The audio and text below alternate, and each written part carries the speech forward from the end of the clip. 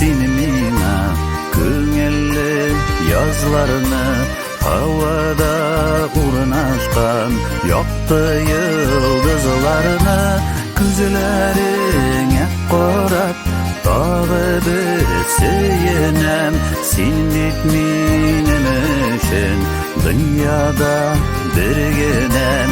Gözlerine qarap dağı bir seyinem, sen bitmenim üçün dünyada birgenem. Böyle git seni mina, gözlerimin altının, tın kalgan urmanın, sarıma turlığın, yapraklar koyulgan, ötesi yollarga, sıkılanan seni benim yanımda bulganıda.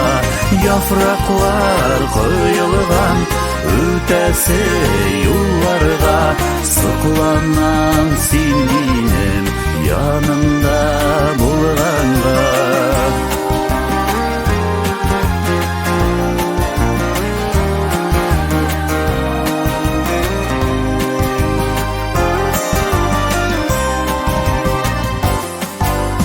Böyle git seni mina, oktan kok kışlarını, jir üstün kaplagan yumuşak korlarını, kışlarının saltını, canlarını üşütmez yaratkan yürekler, ayırım dibelmez.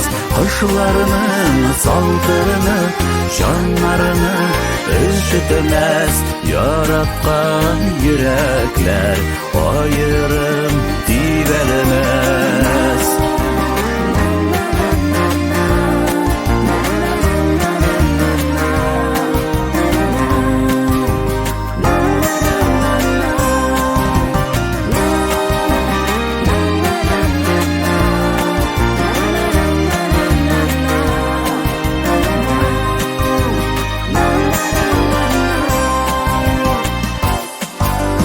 Kışlarının saltını, canlarını üşütmez yaratkan yürekler, ayırım dibelmez.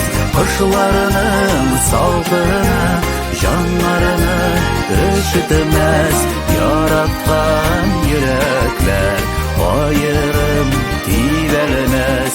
Yaratkan yürekler, ayırım